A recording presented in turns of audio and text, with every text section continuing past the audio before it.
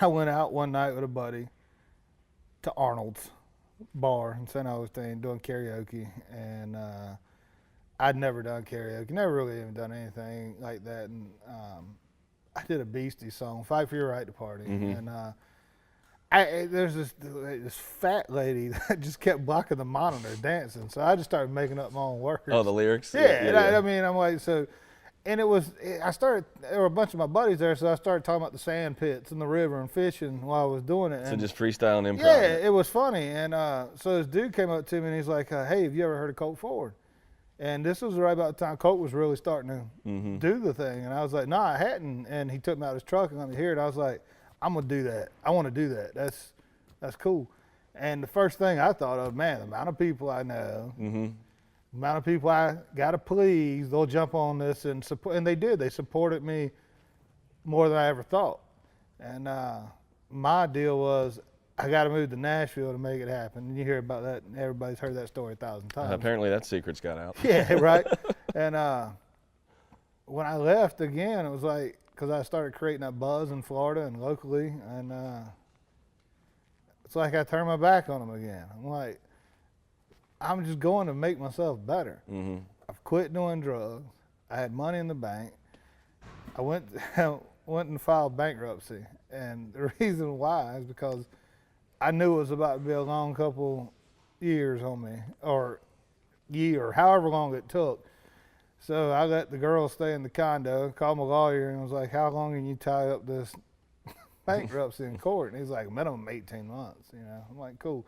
So I told him, "Y'all got to be out in 17 months. Give you a month." So that's how I got paid for a year. They sent me their rent money.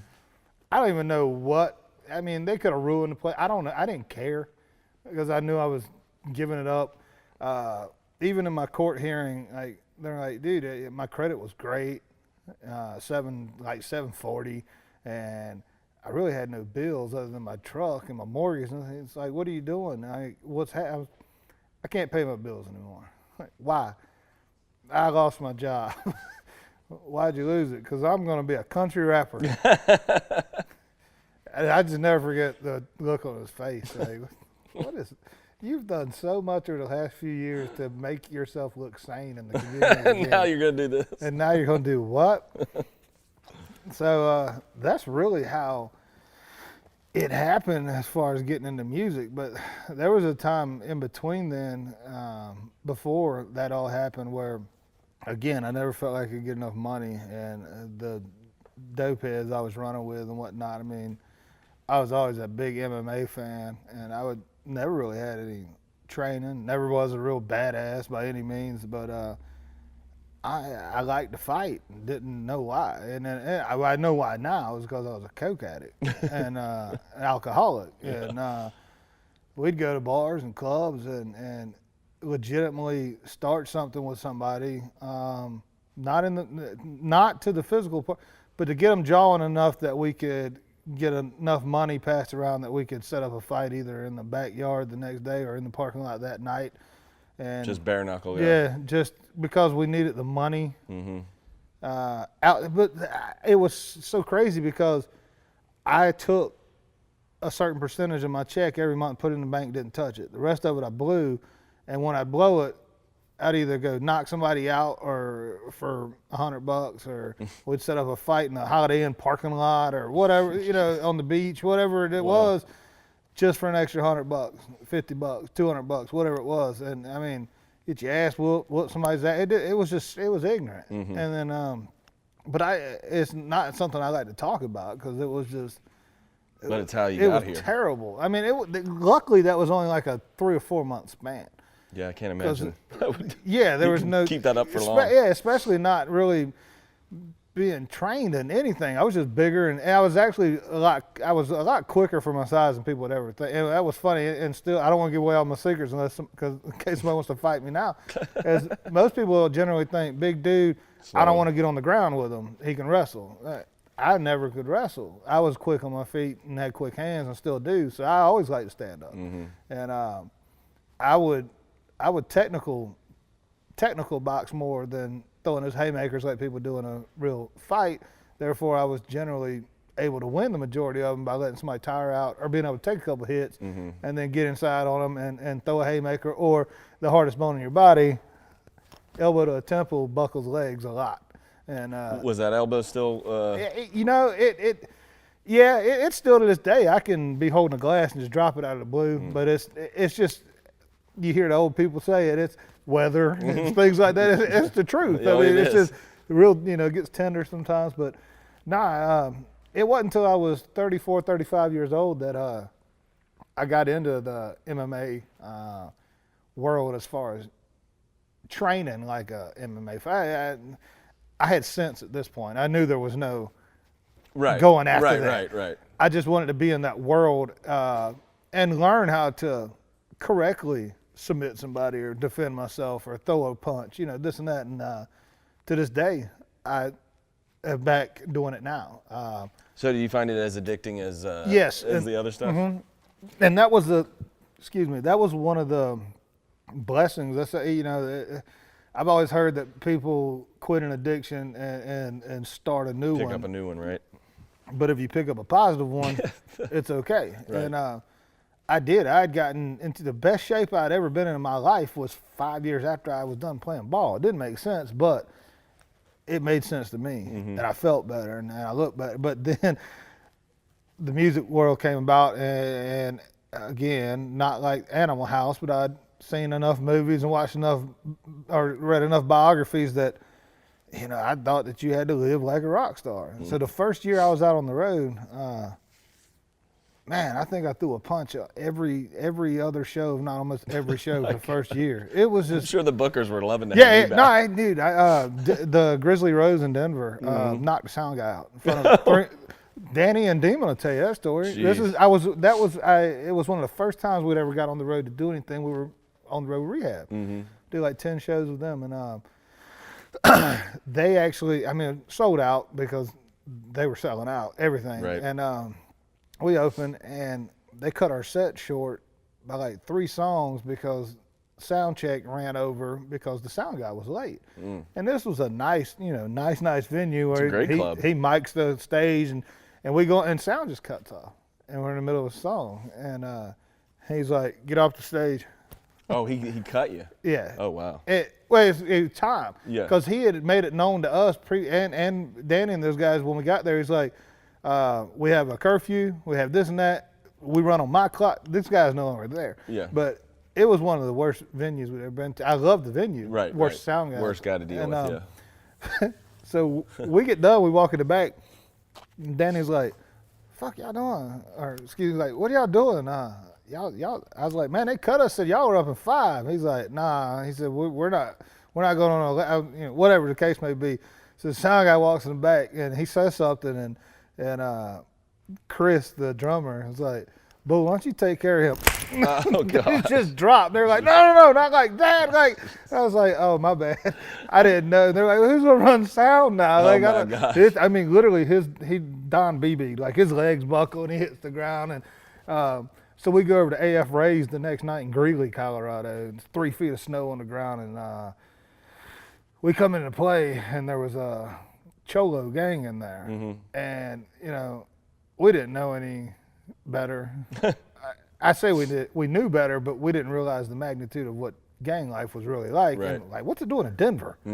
But it was there, and they took offense to a couple of our white trash redneck songs, and one of them threw a bottle, and I just reacted, came off the stage, and didn't realize what I was getting into. There's a whole lot of them. Yeah, he hit the first dude, hit the second dude, and then I look over, and the guy I was playing with, a lot of people know his name, but I'm not going to use it, said, "Dude, you all right?" I'm like, "I'm fine. We're trying to get out." He's like, "No, you all right?" And I looked down, and like my guts just cut open. Wow. But I got cut with a bottle, and didn't know. So adrenaline and all that. Yeah. And went and got it stitched up, and that was kind of like realizing, okay, maybe this isn't the life you're supposed to live on the road. This is going to kill me.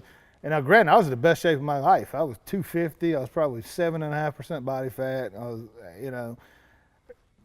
4 years later on the road, 150 pounds I put on, all kind of just trouble health-wise and all that. But I've done it to myself. and that's something we'll get into in a few minutes. But long story short, there was a big learning curve with it too, and realized that you can't always be the baddest one around quickly. And then again, like you said, people aren't going to book you. People aren't going to. So I had to do like a complete life transformation again if I wanted to do this. Yeah. Because at the time, really, you had really Colt was the only name out.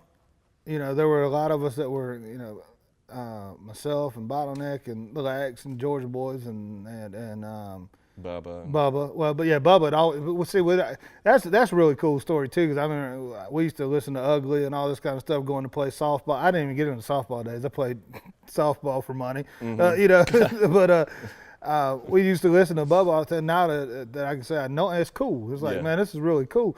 But you know, as far as the whole country rap thing, there really wasn't a word for it then. You know, blah blah blah. Whatever. Long story short is we were all trying to get there, and we were all kind of pioneers of the sound, and you know, so I really had to change if it was going to be taken seriously, you know, in the public. But it's been an epic journey getting here. It's been a wild ride to how I got here, or how I even got into the music world. So.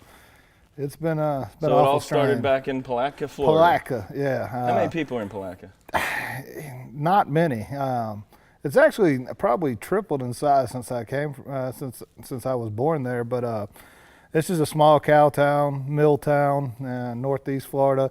It's kind of cool though, because it was an hour from everything. We were an hour from Gainesville, Daytona, Orlando, Jacksonville, 30 minutes from St. Augustine, right in the middle of everything cool. So, but it was I don't know. It was almost as Varsity Blues-esque as you could get as far as the town and how it rallied around high school sports. Right. And your family's a big sport. Right. You know, I have to go way back before I was born to name another McCool that was involved in the football or baseball program. You know, my dad and his brother, my Uncle Jim, was actually the athletic director and head football coach from 81 on, or 83 on, and my dad coached there at the junior college as well. He coached basketball and baseball, football, all that good stuff. But you have brothers and sisters? I have one sister. There's actually 5 McCool kids total. My uncle's got 3, and my dad and mom have me and my sister, and all 5 of us actually went to college on full athletic scholarships. I was the only football player. The rest of them were baseball and softball. But I excelled at baseball. But the funny thing was, my dad was a basketball player. He was All-American, and of course that was my first love. Was, you know, Dad, Pops was always, you know, shooting. The expectations are already there. It wasn't necessarily expectations, I don't think. But you know, you just follow this path. I feel, and a lot of my close friends know too, that basketball is actually my best sport, but the way things fall in high school, and you couldn't dedicate time to all 3, or you'd miss part of one season or the other. So I only played my sophomore and a little bit of my senior year, and I got out of it my senior year because the recruiting chips and football it was just a big mess. But yeah, there's a huge athletic backstory there, and that's pretty much all I knew up until just a few years ago, you know. So your primary sport in high school was football. Looking at me now, it's hard to believe, but I was myself and Tim Couch, and who was a pretty big name at the time, and Doug Johnson, who went to Florida, and T. Martin, who won the national championship at Tennessee. We were the 4 highest recruited quarterbacks in the country in 95, 96, and obviously I was a drop back thrower. You know, I didn't run from anybody, but I didn't run past anybody either. So, but yeah, I was a highly recruited quarterback. It was kind of cool.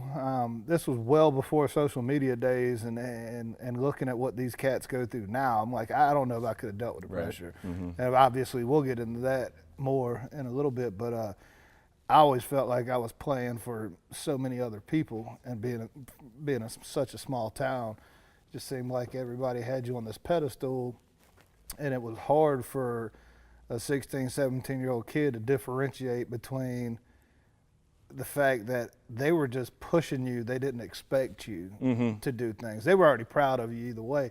But I never could please myself in that aspect. And I couldn't understand that being, one of the best quarterbacks in the Southeast wasn't good enough. I thought that everybody wanted me to be the best one in the country, and that wasn't the case. They just wanted me to be the best one in the county. There were 3 high schools actually in the county I came from, but I don't know. It was cool because it came natural, and I never had to work out and get in the weight room. I was always bigger and stronger naturally than most people. So I always like to say I don't have regrets. I look at everything as a learning deal instead of a regret. But if I had any regrets, it would be taking it more serious back then, because I didn't understand once I got to college how much all that lack of going to the gym and working out and all this stuff meant. And it was the same thing in baseball. It's like I was a huge kid for especially that time period, and I batted left-handed. I did everything else right-handed, but I was a left-handed hitting first baseman, and everybody on the planet wants one of those.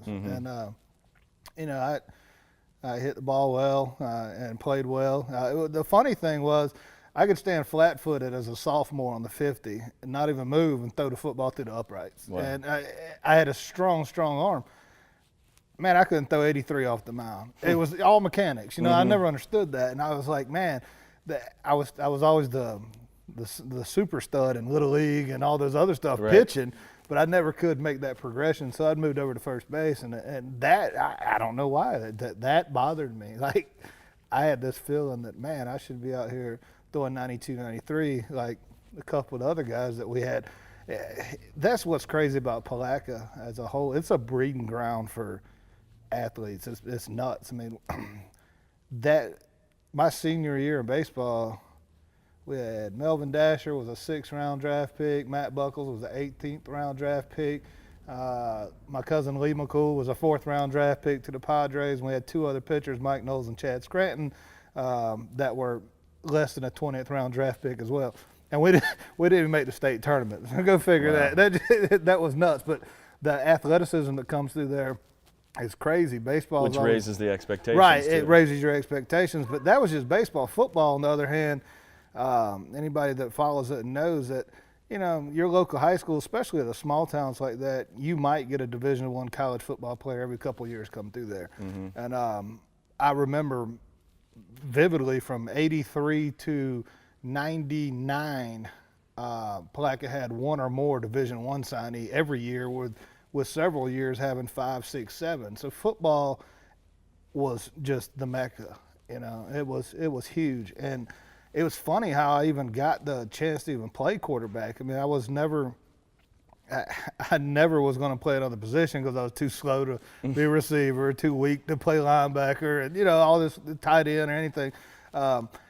And our high school always ran the wishbone and had an option quarterback. It was always, and my uncle's the head coach, and he's seen me all my life throw the ball, growing up through Little League and all that stuff. And honestly, we didn't have a kid that year when I was coming out of middle school. I jumped right to varsity, and we didn't have a kid that could take a clean snap and run the option. So they were kind of forced to, okay, let's give Jeff a chance. Meaning we're going to have to revamp the whole look of this offense that the community's seen for the last 25 years. And that was pressure. I was like, wow, man, you're going to change all this? And we did. And it worked. And it was, it was cool. I mean, the rest of it kind of wrote itself. I mean, I went on to University of Cincinnati from there, and a lot of people asked me and wondered why I chose University of Cincinnati, because, I mean, even to this day, they're not a powerhouse. You know, I mean, I had Miami, Alabama, Auburn, Clemson, all these other offers. Florida State wants me to, but they all wanted me to come on and be a tight end, because I already had that build and whatnot. And if they only knew that I didn't like the weight room and I didn't like any of that other stuff. But a lot of it boiled down to I was a hard-headed, 18-year-old in high school that had to play both sports. I had to play football and baseball. Do you think it was a discipline sort of thing to where you didn't? It just came easy to you. So Yeah. Oh, absolutely. Yeah. I didn't. I never took BP. I never took batting practice. I never.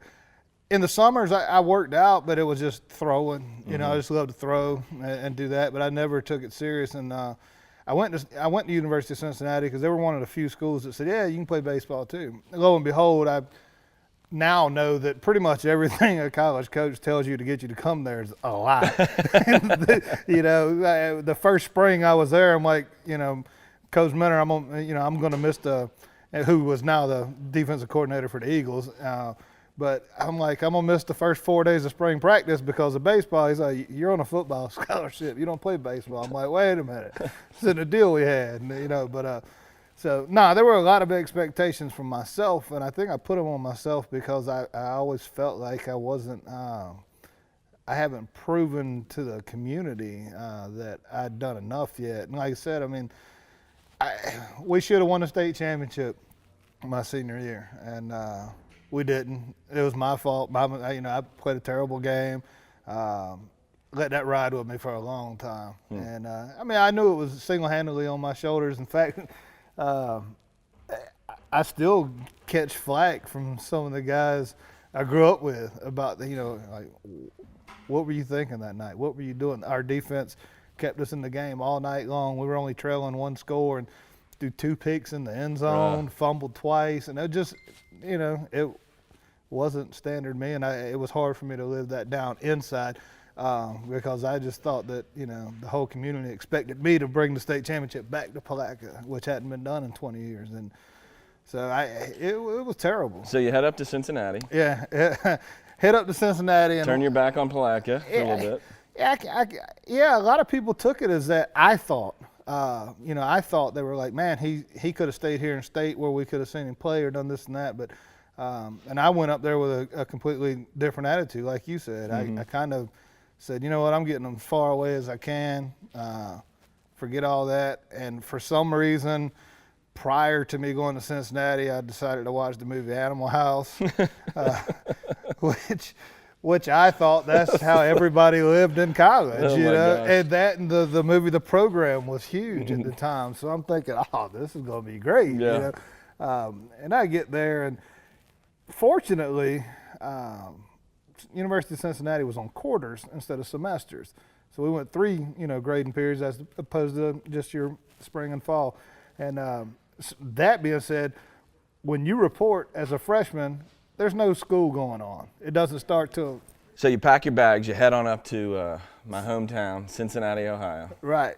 Playing for the university. You're how old? I was 18. 18. About to turn 19 in September. Got there. Of course, no school was going on because we were on quarters. Now, could you drink then? Or was it 21 yet? It was 21. It was 21, okay. But that was the thing. I never drank a drop of alcohol in high school. Never. Really? No, I was scared to death of our town was so strict. I mean, even if you were caught at a party that was serving alcohol, you were kicked off the team, no questions asked. So there were a select few of us that were super dorks in high school. We just didn't do anything. So I got there, and none of the older guys, the veterans, the seniors, or anything, they don't report till a week after the freshmen come in. And we get in there, and I'm just blown away at the magnitude of everything, the size of the stadium, the weight room, the other guys. I'm like, wow. And I remember calling my dad 2 or 3 days after I'd been there. I was like, I'm never going to play at this level. And he's like, why? And I was like, I didn't take it serious back. I knew then, so I was like, I'll be a solid backup. I know I can do that without trying. Did you have any regrets at that point? Yeah, no. No, because I felt like I was far enough away now that people would just see through the smoke and mirrors and realize that, he got to go play on a football scholarship. He'll get his degree and come back home like everybody else does.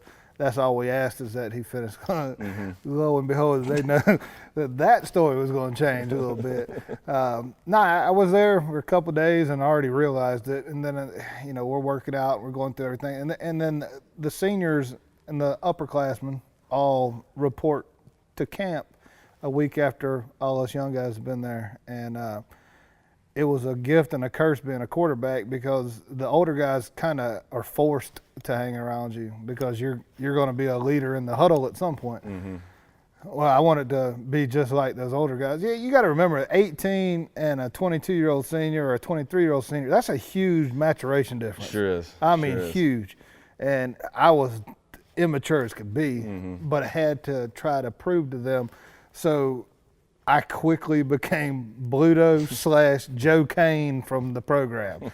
In fact, that's what a lot of the guys at Cincy used to call me, was Joe Kane, because he was the quarterback from the program that just drank like a fish and this stupid stuff. I mean, I did. I got to where, I mean, I could drink 5, 6, 7 nights a week till 4:30 in the morning, go limp through the 5 a.m. workouts or, get out of it. So I knew how to work the system. I always found a trainer that would believe anything I told them. They'd go to the head trainer and be like, hey, McCool's fallopian tube swollen. Like they wouldn't even, I mean, it didn't matter. I could tell them anything. I pulled my pupil this morning. Like it just, I mean, the most random stuff just to get out of things. But so I did. I just kind of limped through it.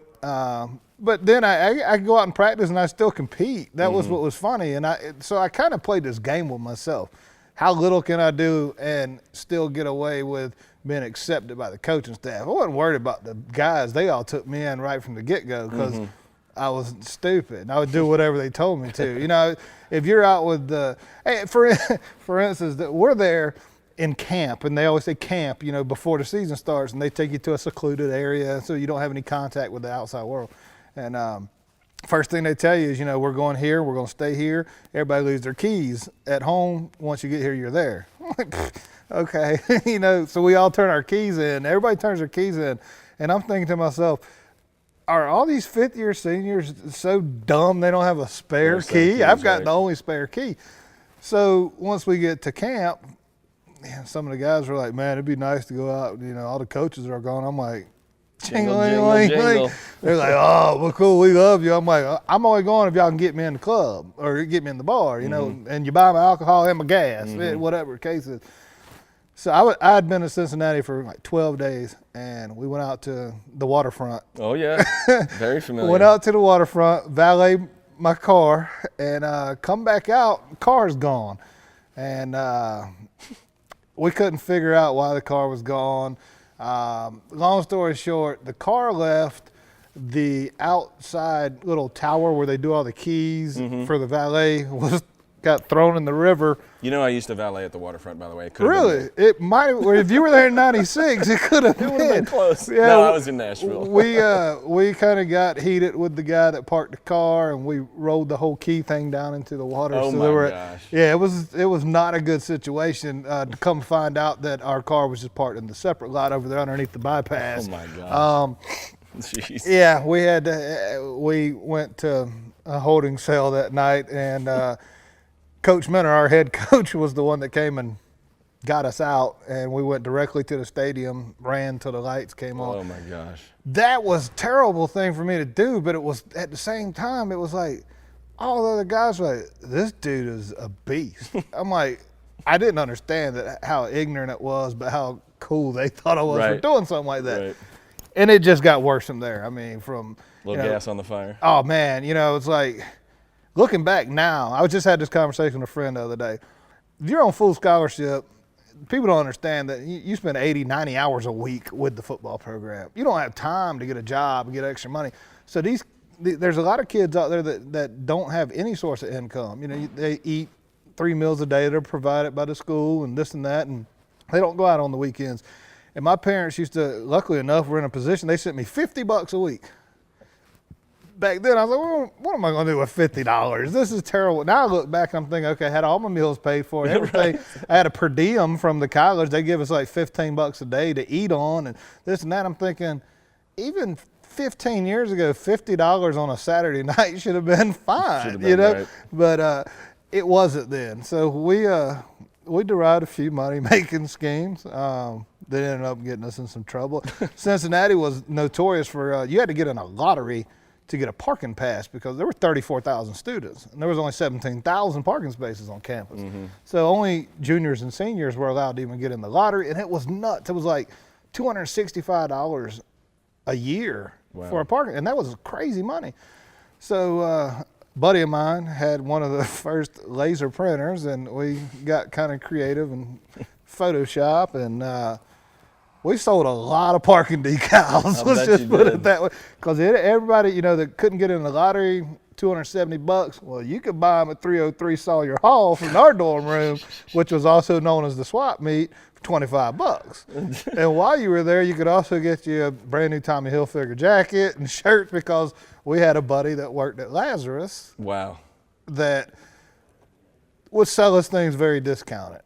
Basically, the first.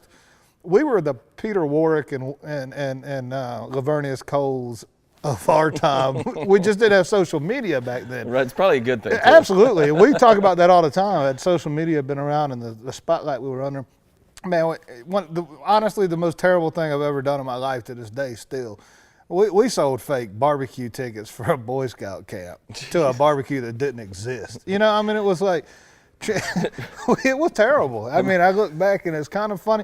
Am I gonna have to testify based on No, it's a statute of limitations statute of limitations have run out, man. They're way gone. But yeah, we did anything we could to make money, more money, and then the best thing that ever happened to me, they made you live on campus for your first year regardless to become an adult. No, it just didn't work out that way for me. So after your first year, what they do is they take your scholarship money and they give it to you in a check per month. And it really does teach you how to balance money and this and that. Now, you can't give an 18-year-old kid $2,100 on the first of the month when all of you, everybody you knew up there were 5 guys living in a 5-bedroom, 3-story house with a basement. Your rent was like $200 a month, including electric and everything. Right. You got $1,800 more dollars. That's trouble. You blow that on the first 3 days of the month. I mean, it was crazy. So I didn't learn anything from that as far as checks and balances go. But it was a blast. I met a lot of great people, and I kept in contact with all of them. One of the coolest things about being a Cincy was we couldn't win, which didn't make sense because our coaching staff was John Harbaugh, head coach with the Ravens. Rex Ryan, head coach with the Bills now. Rick Mentor, defensive coordinator with the Eagles. Greg Seaman is the head scout guy with the Bengals now. Mike Tomlin was a grad assistant up at Pittsburgh. Wow. Urban Meyer was a grad assistant. And we know, and they're like, how did you not win?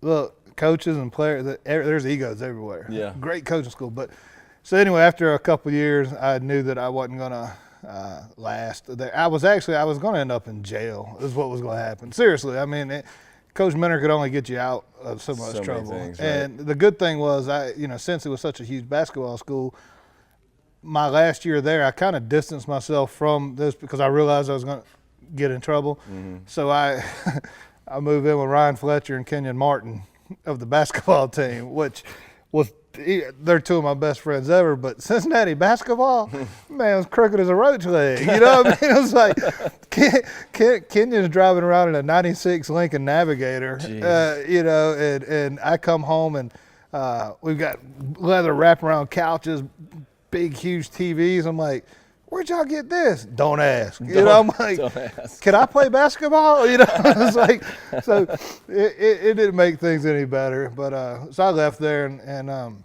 went back to Palatka and just to try to figure it out. And my buddy asked me, said, well, why don't you play baseball at the junior college while you're figuring it out? Because I had a year of eligibility left. And I said, all right. I hadn't picked up a bat in a couple of years and go out and hit 400 and break the school record in doubles. And I was like, it's just, scouts everywhere, worked out with several major league teams and all this kind of stuff. And I was just like, it just still, I don't know. It just wasn't enough. I felt like I still had more that people wanted me to do. And long story short, I ended up at Charleston Southern University in South Carolina playing football for my last couple of years in school. And that's where I'd learned all the tricks by now. Right. Learned it all. Yeah. And I was there for a day. And you got to remember, this is wild. Charleston Southern University used to be Baptist College. so it's right in the middle of the Bible Belt, and it's a very It's a perfect place for you. very strict circumstances. And there was 3,200 people on campus as opposed to 32,000. Right. And anytime they had a Division I transfer come in, oh man, it was just like crazy. They hadn't won a game, a couple games a year.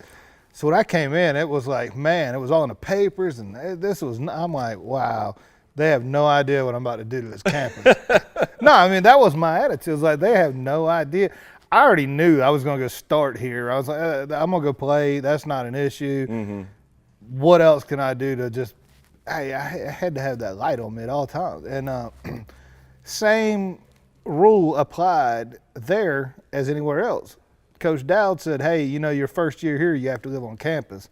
It's like, well, that's not going to happen. I'm 21 now. Mm-hmm. I've already done a year and a half on campus in Cincinnati. I did a year on campus at the junior college. He said, rules are rules. I said, okay, cool.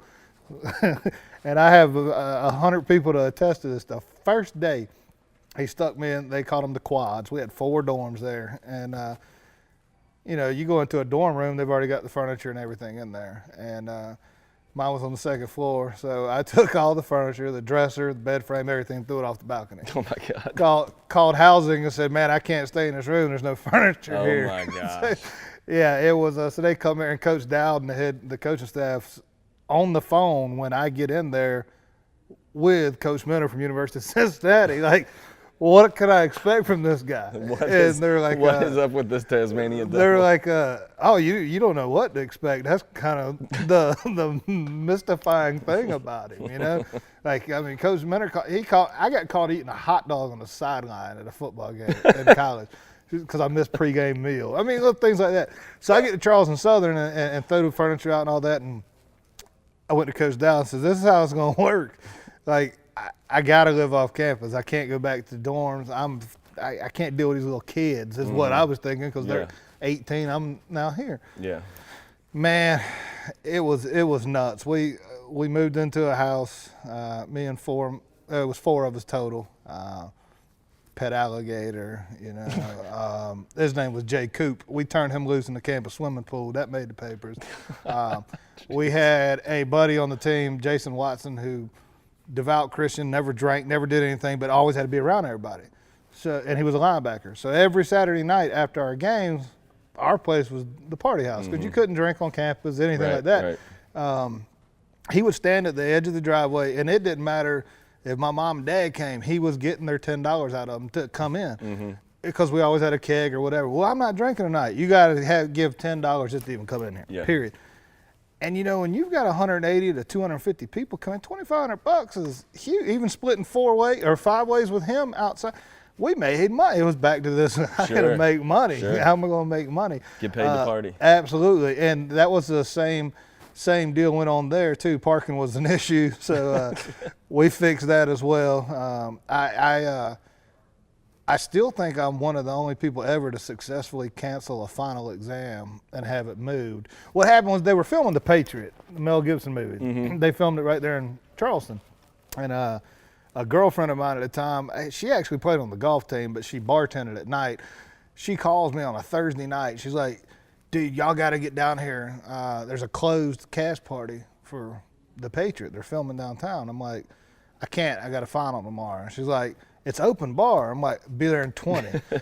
So we round up some of the guys. We go down. It was cool. Met Mel Gibson and Heath Ledger and all those people and everything. Man, we stumbled back in the house 4:35 in the morning, and I got this business law exam at 8. So I went right to my roommate who had a computer and printer and just typed up I'll never forget his name, Professor Mack, Business Law 102, final exam has been moved to Monday at 9 a.m. Went to campus, stuck it on the outside of his door. Oh my gosh. Pulled off in our truck and sat over there because it was an 8 a.m. course. We'd gone to Waffle House and took it, and we're sitting in the truck eating.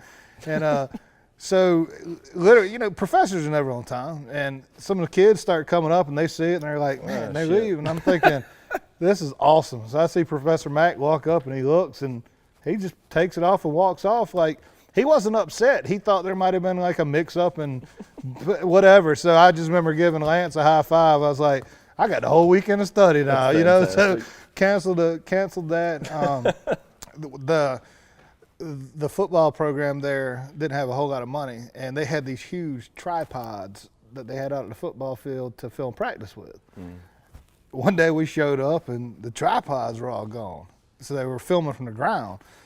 And Coach Dow was asking, and everybody's like, what's going on? We can't get a good film. And they're at a hunting camp in North Georgia. Great tree stands. I'm just saying. God. We actually fessed up to that. And we brought one of them back, and we paid for the other two over time. But yeah, it was nuts. I mean, it's like I look back at all that stuff, and all this time I'm still having to maintain a certain GPA just to be eligible. I didn't go to class. You know, I remember Fletch walking in one day, and he's like, "McCool, you're in my math class. You gonna go at all?" Like I dead serious. I was like, "Classes started?" Like I didn't even know they were back. It was terrible. You know, it was terrible. I had a little kid named Dave Kim that would take all my tests for me. Take your tests for you. And he's a sports agent now, and he was anything with numbers. You know, $50 an A, $40 a B. My dad always told me you get degrees with C's, so I'd pay the $30 to just take a C. You know, this is coming from the superintendent of schools. You know, but so college was. So you're starting to become an entrepreneur. yeah, it was. It was funny. It got to that whole deal where it was toward the end of my run at Charleston Southern. Some scouts started calling and asking around, and it all just had to do with arm strength and size. And because I had no numbers, no stats, I still didn't work out, do anything. I'm like, God, when's it going to stop? I wanted the public to know that, okay, he's not good enough to go to the next level, so everybody back home could accept it. Still not realizing that they didn't care. They were already happy for me. Right. And I'm making this. They wanted it if you wanted it. Right. I was creating this persona. It was like, I don't know, it was like the Brian Bosworth syndrome. It's kind of like I'd created this character and was already living in it and couldn't get away from it. So it worked out, and ultimately ended up in the Arena Football League. How did that come about? You know, I honestly don't remember exactly, because that's when I started getting heavy into drinking. And I know I was in Palaca when I got a phone call saying, "Hey, we want you to come work out with the Arena League." I went and worked out in Jacksonville, Florida. They signed me that day. Didn't plan on same thing. I went in. The same thing. I went in with the same mentality.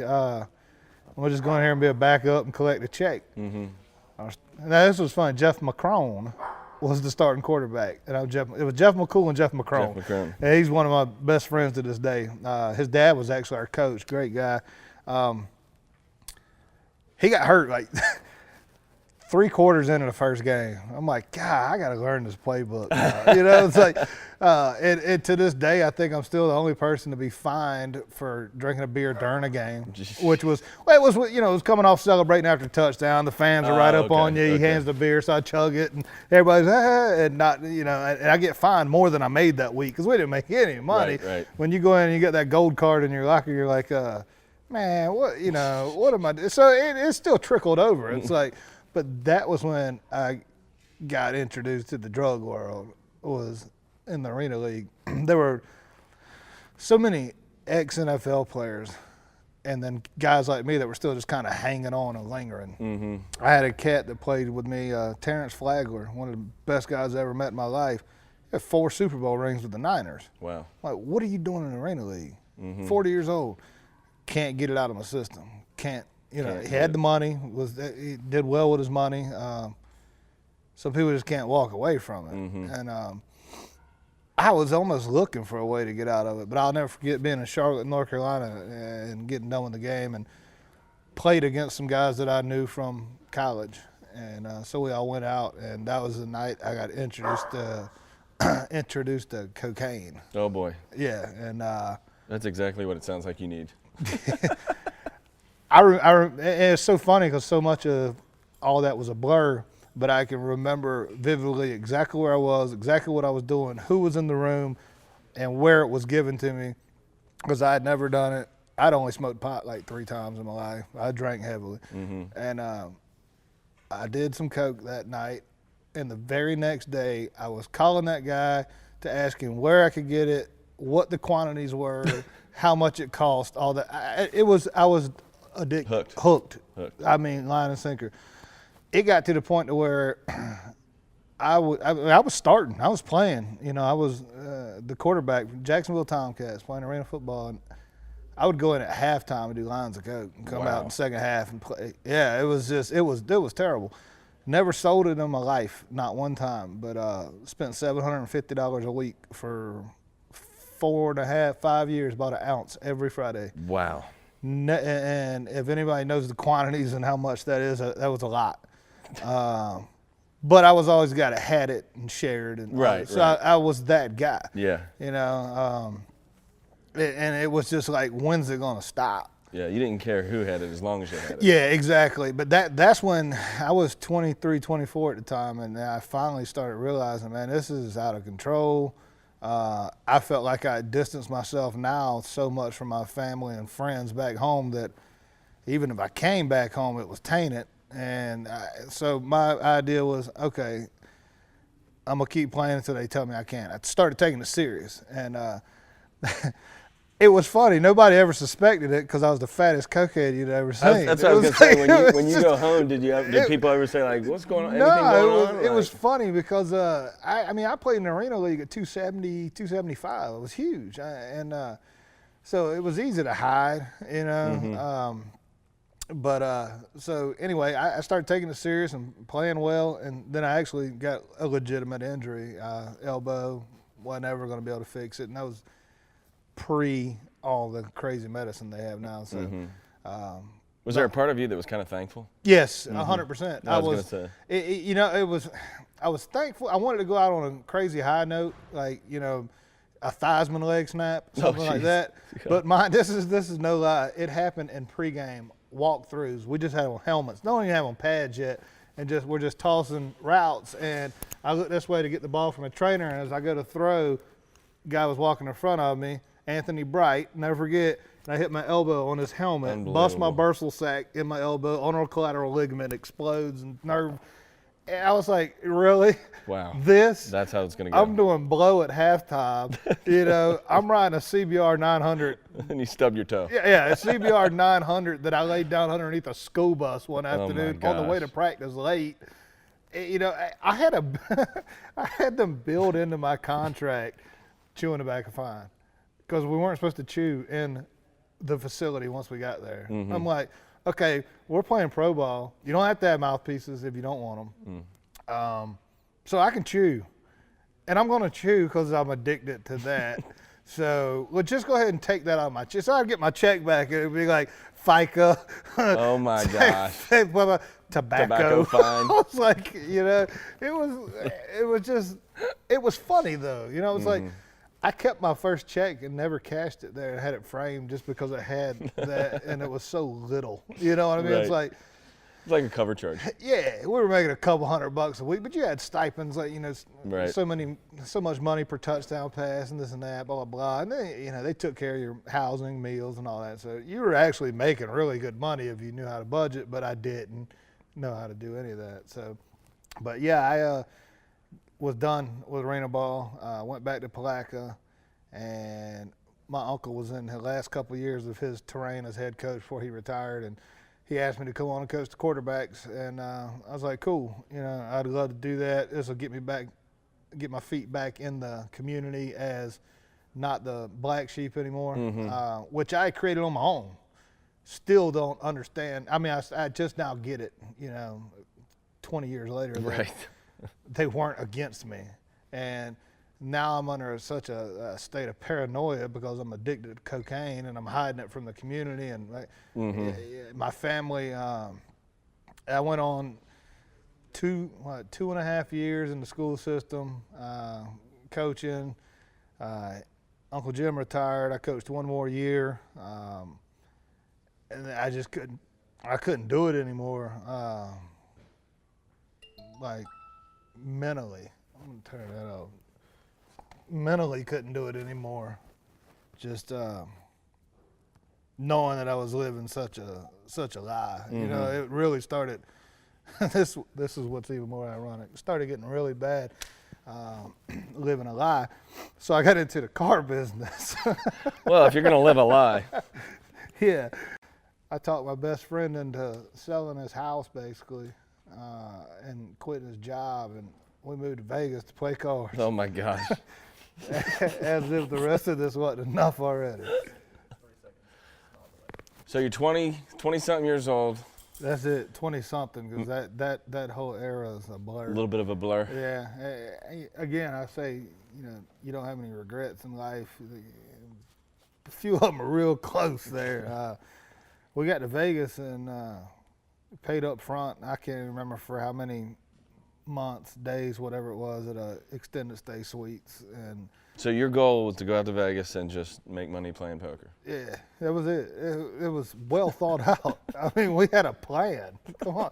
Actually, we had 2.5 days of driving to come up with even a better plan. God, plenty. You know, and we got there. We went right in, and we had a plan. I played tournament hold'em, and my buddy played cash games hold'em, and we'd take the money, pay bills, put stuff aside, this and that. But there was a lot of cocaine in Vegas. Yeah, there is a lot of There was everything in Vegas. A lot of women in Vegas, and there was a lot of sports gambling. And at the time, I was heavy into that. I mean, I had every vice Any you could sport? imagine. All sports? Pretty much, man. It was crazy. I'd bet over and unders on hockey games, never watched hockey. But I'd see an over-under and be like, over-under is 12. I'm like, I've never seen on the ticker a 6-5 game in hockey. Right. I'd take the under, and it'd be an 8-6 game. I'm like, these guys know something. It's nuts. But, yeah, I was a heavy college and NFL gambler. But I'd bet on everything. I got so high and drunk one night, I bet a guy that the sun wasn't coming up the next day. Like, dude, it was bad. Like, For him? Anybody. I don't know if I'd want to take that bet. Yeah, I would bet on anything. We would have breaks during when we'd be playing hold'em tournaments. You have a break after a couple hours. We'd go in the lobby, and me and another guy would put in 50 cents, and there was Miss Pac-Man machines right next to each other. Whoever had the highest score before they called our names back, you know, it was $100, $500, whatever. It was just anything and everything you could bet on. It was bad. It was bad. And, Vegas was made for you. it was. No, it wasn't. It was fun. You know, it's so funny because after I sold my laptop and golf clubs to get home, we were leaving Vegas, and we're in my Titan, and we're loaded down with all our stuff. And as we're getting onto the turnpike right out of Vegas, there were like so many homeless people standing on the. This is really only. This is terrible because this is one of the only things I remember from the Vegas trip. I remember my buddy saying, "Man, you know that's terrible." He said, "What do you? Hey, there's so many here. What do you think their story is?" I said, "They all moved out here and tried to play cards." And that was it. You know, it's like that is such a pipe dream. Bought a condo on the Intercoastal, 4-bedroom, nice. I mean, beautiful place. Was the envy of all my friends at that point because I was on the water and had a condo. Sure. And then when I had 3 Hooters chicks move in with me, I was even more. It was messed up because I had buddies that, you know, I'd used to call all the time, "Hey man, you want to watch the game now? You want to do this?" And oh well, you know, I don't really have the money, or I don't have the. Man, when them girls moved in, they'd be calling me, "Hey McCool, when you get off work?" I'm like, "I get off at 6 every day." Why? "Well, I'm at your house to see if you want to hang out." "I bet you are." Mm-hmm. You know what I mean? It's like, but they were all cool, and they paid my mortgage for me, and which is, yeah, you know what's coming on that. So anyway, I'm at the floor store for a while, got them paying their rent, which covered my mortgage, so I was doing well, stacking money in the bank and all this, and I was still in and out of the drugs, and I had a terrible night where the depression and anxiety that I can get into later took over, and I tried to end it all. It was something I don't really like talking about, but I have openly to a lot of people. In fact, I got a Facebook message this morning about a guy that told me about the Suicide Letters song that I did saved his life. You know, and that to me is Shoot, that's it right there. That's enough. So the rest of the story, doesn't even need to be told for a lot of people. But honestly, that's what I write about. You know, I really truly. I've been a music fan all my life, and I never knew anything about me. I still don't read music, hear music, know music, anything about it, but I write and can put the words to it. Mm-hmm. But I've always just prided myself on storytelling because that's what music was that I grew up on. It was all story. A perspective. Perspective. And so I do write a lot of real life stuff, and a lot of people will say, man, that's, you know, that song was cool. Who was that written about? Me. Well, there's no way, because this song you said was, oh yeah, that was me too. You know, so it's given me a lot of material, and I think it'll continue to do that. Just being able to look back on everything, and now just the life we live in such a fast-paced world, and all this social media and all the things we do. Material's never going to run dry, I don't think. Mm-hmm. You know, people talk about writer's block. I'm like, I guess if I think about it, I go into it with a different approach. When I try to write a song a day, I know that half of them are never going to make a record, but it just keeps you fresh with ideas and you know, all that stuff. But when I sit down, say we're going to write an album or we're going to write an EP or we're going to work on, that's what I'll do. I'll lock myself in and write that album in 3 or 4 days. But I'll write stuff all the time. I'll go and pull lines out of this and that, whatever. Mm-hmm. And, you know, I hear about, you know, so-and-so's working on an album, be 6 or 7 months, and I just never understood that, just because I've got such a story to tell. I'm like, oh, y'all need a new album, it needs to be out by when? I'll go have everything written and recorded in 2 or 3 days, and then I get answers like, why is it not out yet? Why is it not, you know, not knowing the steps to everything.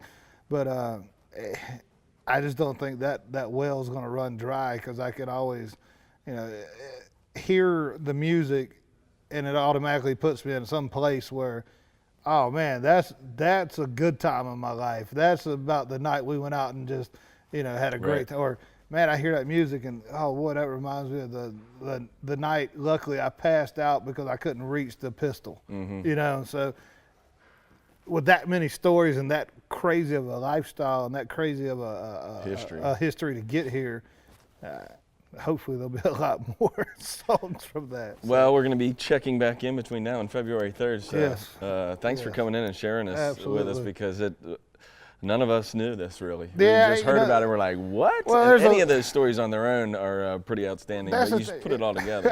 I'd like to, you know, but that's another thing with me. It's like I put it all together, and yeah, it could be a best-selling novel, but who knows Jeff McCool? It's like really out there on the grand scheme of things, nobody knows me. So I'm like, why should I even do it? But the other part of me is saying, oh, you need to do it because it's such a great story. Right. So I still always battle myself on, you know, what people want to see or what. I don't know that I'll ever please myself. That's the bitter truth to it. But I'm always going to keep trying. You got to keep striving for it, right? That's the thing. So yeah, it's been. It's been a story, but the sad thing is Chris Farley's not here to play me. You know, play me if it ever would. I guess Jonah Hill's blown up enough to where he might be able to play. Yeah, you'd have to give him like 3 foot lifts, because he's only short, he's right. only 5'6". But no, we'll see what comes next. I guarantee it's not going to be anything of the norm, but you know, at least it won't be. Completely out there. I'll remember everything from now on. So. But yeah, that, you know, that story, and like you said, a lot of people here didn't even know about it, because so much of it it's embarrassing. But then again, I've learned to accept that without that I wouldn't be here, like right. you said. Mm-hmm. And finally opening it up about, you know, I do a lot of suicide awareness work, and work with Military Foundation 22, because there's 22 veterans or active military that commit suicide every day. Yeah. And so we work with those guys, and you know, I didn't realize when I'd put out a few of those songs that, you know, like I said, just this morning, about every other day or two, I'll get a letter or an email. You know, people still send handwritten letters. That's cool. I know. You know, I didn't even know they still exist. I don't even know how much a stamp costs anymore, you know.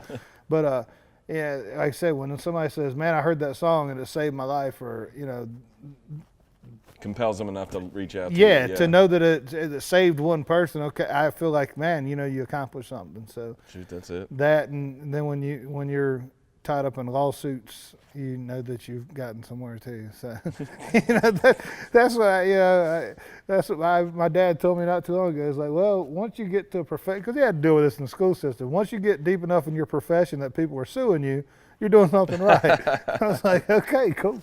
So bring them on. Got attorneys from here to PA.